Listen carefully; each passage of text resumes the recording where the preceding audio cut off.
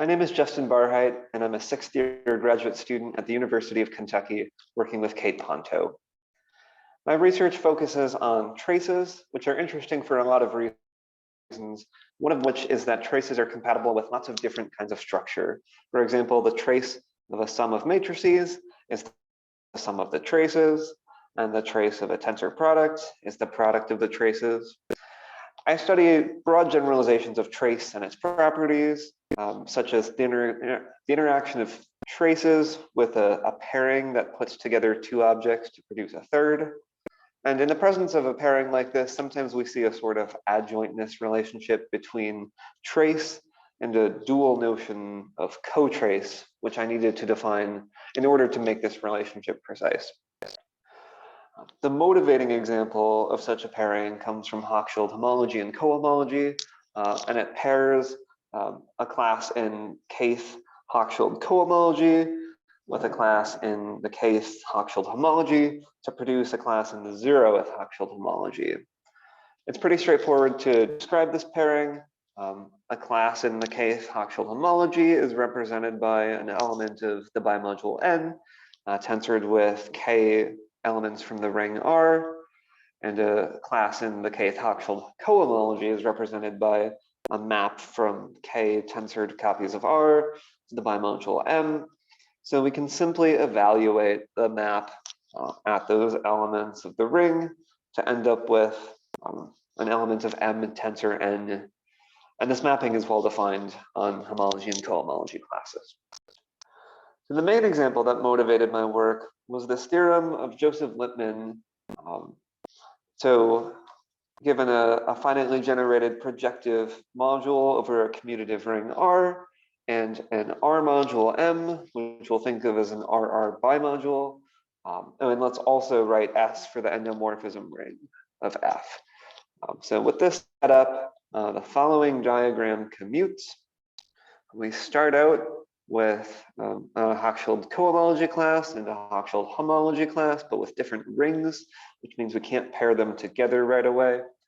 But we can apply a trace to the homology class, and then we have the same ring here, so we can pair these together. Alternatively, we could apply a cotrace to the cohomology class. So again, we have the same ring, so we can pair, but now we have a different ring here, so we need one more trace in order to end up at the same spot.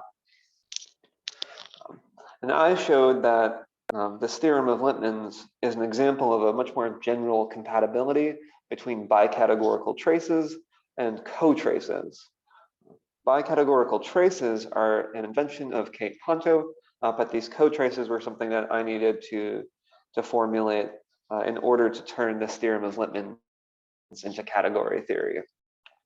Now, I don't have the time to say much more about bicategorical duality and trace, but I do want to point out the key property of Hochschild homology that lets us use it to form these traces. I'm going to focus on 0th Hochschild homology for the sake of simplicity.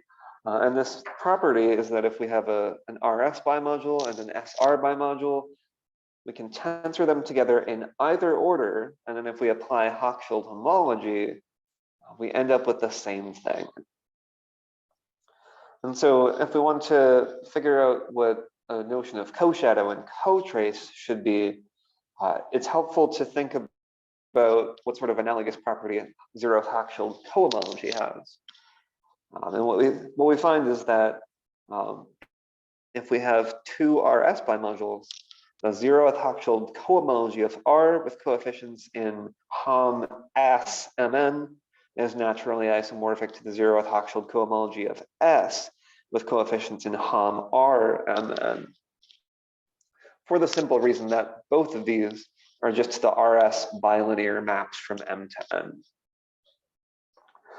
And since this property involves these Hom objects, the natural habitat for coshadows and cotraces is not just a bicategory, but a closed bicategory. Now I want to change gears and talk about a different example that cotraces might also be helpful for understanding. So if we have a representation of a group G over a field K, its character is the function from G to K, which sends a group element G to the ordinary linear algebra trace of the map that G induces on the underlying vector space of V.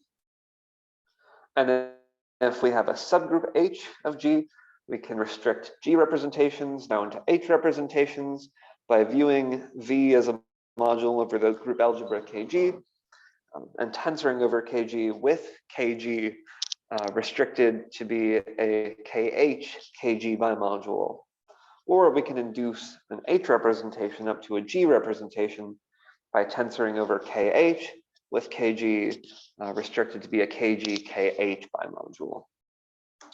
And then because trace is multiplicative, we recover formulas for the characters of the restricted and induced representations in terms of the characters of the original representations and some sort of trace of KG as either a KH KG bimodule or a KG KH bimodule. Travis Wheeler and I have been working to extend this to two representations. A two representation of a group G as a strong functor from BG to K linear categories, where BG is the two category with a single zero cell, one cell for every element of G, and only identity two cells. Ganter and Kapranov studied these two representations with the goal of building an underlying representation theory for the generalized characters of Hopkins-Kuhn-Ravenel. And they proved an induction formula for these two representations, which very strongly resembles the induction formula for these HKR characters. And it turns out that a key ingredient of their two character is also an example of a co-shadow. And that suggests that the framework of bicategorical cotraces, and maybe traces as well, might be useful for interpreting and generalizing their induction formula. There are a few directions I would like to continue working in. One of them is to understand Ganter and Kapranov's induction formula for two characters in the framework of bicategorical traces and cotraces. Another possible direction is that topological Hochschild homology is another example of a shadow. That's also a place where fixed point invariants often live. And so a natural question I would like to investigate is whether co-shadows and cotraces have similar applications to fixed point theory. And finally, I would like to return to Lipman's work with residues and traces of differential forms, like the theorem I showed earlier. Lipman reframed some algebraic geometry in terms of Hochschild homology and cohomology. And now I'd like to see if we can sort of reverse engineer that translation in order to apply bicategorical traces and cotraces to the algebraic geometry that he was originally interested in. And lastly, I have a few references here. The paper by Kate Ponto and Mike Schulman is a good introduction to bicategorical duality and trace. And then the other two papers are the sources for these two main examples that I'm working to apply cotraces to. Thanks for watching.